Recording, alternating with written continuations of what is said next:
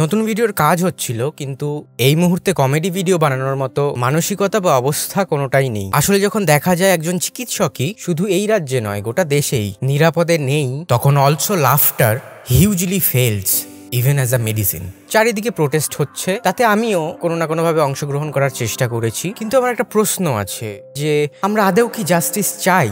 কি হয়েছে, কোথায় হয়েছে, কিভাবে হয়েছে, তোমরা অনেকেই আমার থেকে অনেকটাই বেশি জানো, তাই আমি সেসব ইনফরমেশন আর এক্সট্রা করে দিতে চাই না তোমাদের। তাই ভিডিওটা যতটা সম্ভব সংক্ষেপে রেখে আমার কিছু কথা তোমাদের বলবার চেষ্টা করব, যেটার আমার মনে হয় এটাই সময়, আজ না বললে অনেক দেরি হয়ে যেতে পারে। আমার যদি ভুল মনে হয় তাহলে কমেন্টে শুধরে দিও, আর যদি আমার কথাগুলো একটুও গুরুত্ব দেবার মতো মনে হয় তাহলে এই ভিডিওটা স্প্রেড করতে আমায় হেল্প করো। তা শেয়ার করেই হোক বা নিজের মতো ডাউনলোড করে এডিট করে post, whatever suits you. কারণ আমার মনে হয় আমরা যদি সময় থাকতে এই বিষয়গুলোর উপর ফোকাস না করি তাহলে গোটা বিষয়টা, একটা মেয়ের জীবনের দাম, তার সাথে আরো অনেকের হয়তো প্রতিবাদ না করতে পেরে বেঁচে থাকা, সবটা নিছক একটা ট্রেন্ড হয়ে থেকে যাবে। আমি কোনো নির্দিষ্ট পলিটিক্যাল পার্টি বা কোনো ক্ষমতাবান মানুষ বা কোনো ধর্ম বা তাদের ঠিকাদারদের উদ্দেশ্য করে কিছুই বলবো না, কারণ সত্যি বলতে আমার কারো উপরে কোনো আস্থা নেই। যারা প্রোটেস্ট করছে তাদের আমার কুর্নিশ, কিন্তু আমার মনে হয় না শুধু প্রোটেস্ট করে, কোনো একজনের বিরুদ্ধে লড়াই করে এতদিন ধরে সমাজে হতে থাকা একটা অভিশাপকে আমরা দূর করাতে পারবো। জাস্টিস শব্দটা এতটাই সহজ, কে দেবে ন্যায়,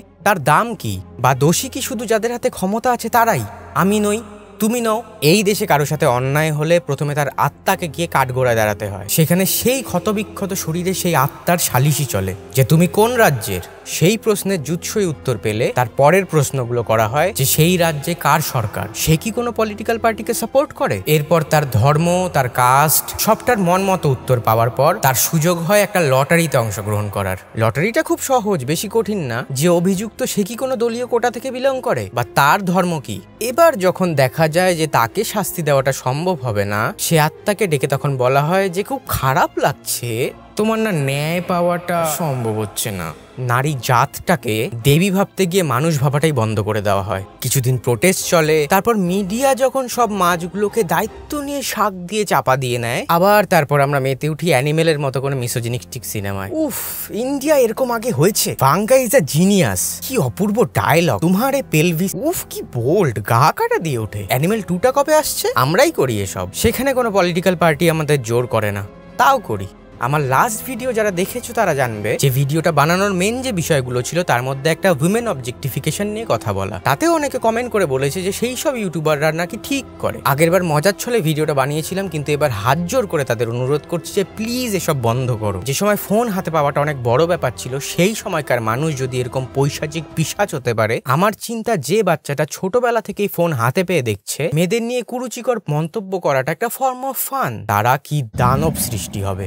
যারা বলো যে ওই ধরনের মেয়েদের কারো তো জবাব দিতেই হবে, বা যারা সেরকম মানসিকতাও রাখো, তারা দেখো তোমাদের কথা মতো তাদের ভাষায় তাদের জবাব দিতে গিয়ে, তাদের ঠিক করতে গিয়ে গোটা দেশে শুধু 2022 সালের রিপোর্ট অনুযায়ী 31,000-এর বেশি মেয়ের দায়িত্ব নিয়ে সর্বনাশ করা হয়েছে। যদিও এটা তো শুধুই অফিসিয়াল, পুরুষ জাতির তো মেয়েদের ঠিক করাটা দায়িত্বের মধ্যে পড়ে, তাই না?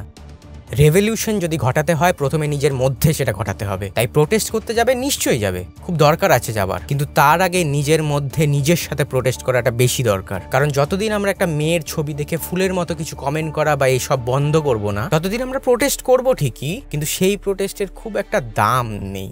আমার এই ভিডিওটা যদি এমন কেউ দেখে থাকো যার হাতে একটু হলেও ক্ষমতা আছে, হয়তো দেখবে না, বাট স্টিল কি চাইছে সবাই? চাকরি না, টাকার ভাগ না, নিজের স্বার্থে কাউকে মেরে ফেলতেও চাইছে না, চাইছে কারো করা অন্যায়ের সঠিক শাস্তি। এতটুকু দিতে এত সমস্যা কেন?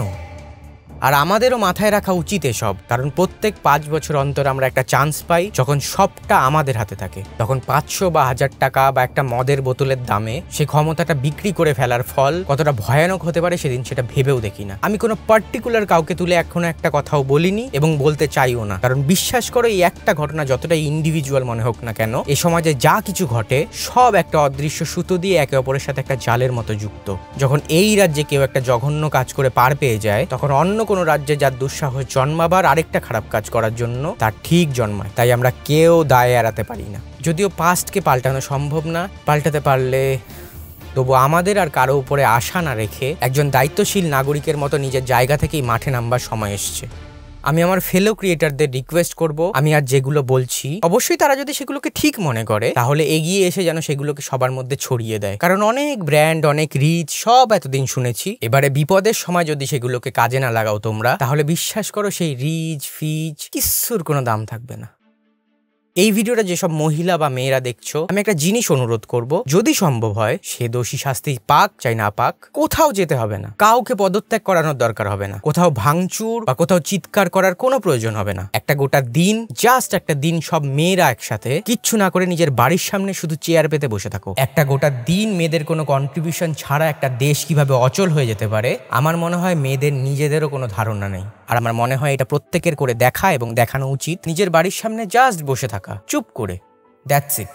আর যারা সত্যি রেভলিউশন আনতে চাও, আমি তাদের উদ্দেশ্য করে একটা ছোট্ট রিকোয়েস্ট করতে চাইবো, রেভলিউশন একা একা রাতারাতি আসবে না। ঋতুপর্ণা এডিট করে শাক বাজালো নাকি কে এখনো চুপ করে আছে কিচ্ছু যায় আসে না, কারো দরকার নেই, বিশ্বাস করো। রেভলিউশন ঘটাতে চাইলে আমাদের নিজেদেরই ঘটাতে হবে। তাই আমি কয়েকটা অনুরোধ করার জন্য ভিডিওটা বানাচ্ছি, তোমায় বলার জন্য। তোমার দায়িত্ব থাকবে তোমার পছন্দের কোনো ক্রিয়েটার বা তোমার বন্ধুদের মধ্যে এই কথাগুলো ছড়িয়ে দেওয়া। আর কারো আশায় বসে থেকে কোনো লাভ নেই, নিজেদের দায়িত্ব নিয়ে কাজ আমাদের গ্রাউন্ড লেভেলে নেমে করতে হবে। নাম্বার 1, নিজেদের মতো করে নিজের পাড়ার ক্লাব বা নিজের স্কুলে টিচারদের গিয়ে রিকোয়েস্ট করো, বা আপনি যদি নিজেই কোনো টিচার হয়ে থাকেন, যদি টাকাটা একটা ফ্যাক্টর হয়ে থাকে, তাহলে স্কুলের রবীন্দ্র নজরুল জয়ন্তী বা স্কুল স্পোর্টসটা বা ক্লাবের ক্ষেত্রে দুর্গাপূজাটা একটু ছোটভাবে করে সেই বেঁচে যাওয়া টাকাটা কাজে লাগিয়ে নিজের আশেপাশের বা নিজের স্কুলের প্রত্যেকটা মেয়ের একটা বেসিক সেলফ ডিফেন্স ট্রেনিং এর ব্যবস্থা করা, আর তার থেকেও ইম্পর্টেন্টলি প্রত্যেকটা ছেলের সময় থাকতে নিয়মিত কাউন্সিলিং এর ব্যবস্থা করা। যতই নিউজ চ্যানেল একটা মেয়ের পার্সপেক্টিভ থেকে একটা মেয়ের সাথে ঘটেছে বলে বলা হোক না কেন, একটা ছেলেই জিনিসটা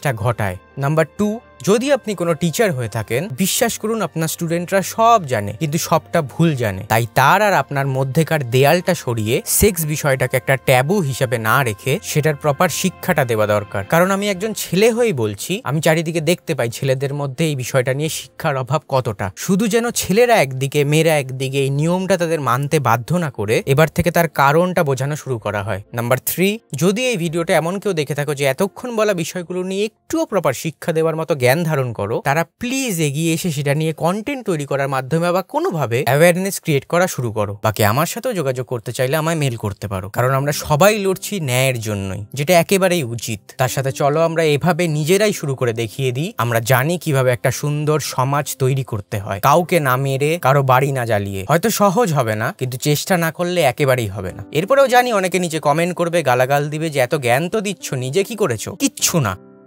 আমি গোটা ভিডিওতে নিজের দোষগুলোই বললাম, আমি কিচ্ছু করিনি। আমি এই সমাজের জন্য খুব ক্ষতিকারক, কিন্তু তুমি নও। তুমি অনেক কিছু করতে পারো। তুমি চাইলে বাঘে গরুকে এক ঘাটে জল খাওয়াতে পারো, তুমি চাইলে মোমবাতি জ্বালিয়ে মিছিল করতে পারো, তুমি চাইলে দাবানল নিভিয়ে জঙ্গলকে বাঁচাতে পারো। তুমি পারবে, তাই তোমায় বলছি।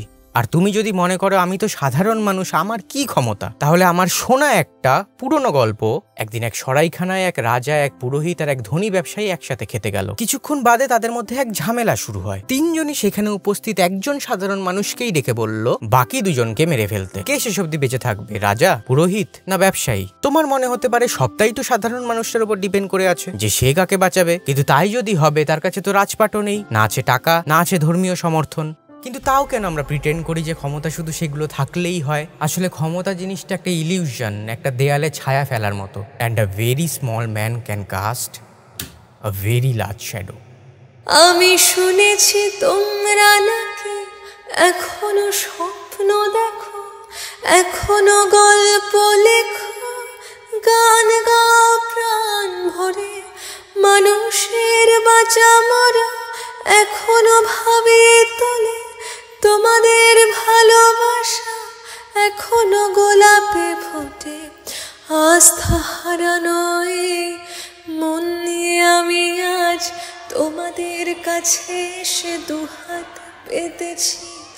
আমি দু চোখের গহ্বরে শূন্যতা দেখি শুধু, রাত ঘুমে আমি কোনো স্বপ্ন দেখি না, তাই স্বপ্ন দেখব বলে আমি দু চোখ পেতেছি। তাই তোমাদের কাছে এসে আমি দুহাত পেতেছি, তাই স্বপ্ন স্বপ্ন দেখব বলে